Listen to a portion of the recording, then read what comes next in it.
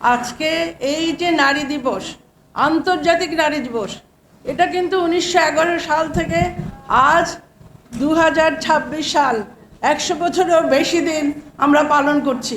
মানুষ যখন জন্মগ্রহণ করে তখন তো মেয়েদের থেকেই জন্মগ্রহণ করে, তো কেন আমরা মেয়েদেরকে অত্যাচার করব, নিগৃহীত করব? এই যে ধর্ষণের কত ইতিহাস, এটাই বা কেন করব?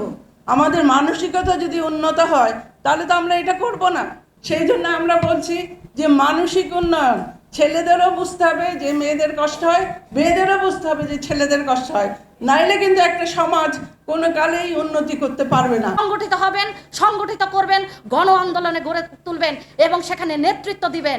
শুধুমাত্র আমরা বিলোপ করব না যে where the all the flowers have gone, যে আপনি শুধু আন্দোলনে নারীদের থাকবেন, আন্দোলনের পরে নারীদেরকে হাওয়া করে দিবেন, নারীদেরকে ব্রাত্য করে রাখবেন, সেই অবস্থা চলবে না।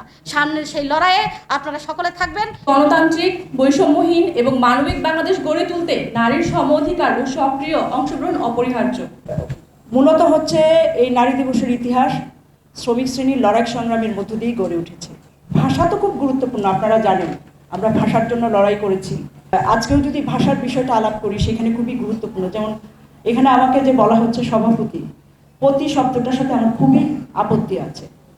এবং আসলে এই যে পুরুষতান্ত্রিক শব্দ ইতিহাস, সেটা নির্মাণের পিছনে এটার পিছনের যে কারিগর যারা, এটা তো পুরুষতন্ত্র, পিতৃতান্ত্রিক সমাজ ব্যবস্থা এবং রাষ্ট্র ব্যবস্থায়, এজন্যই আমাকে সভাপতিই বলা হচ্ছে।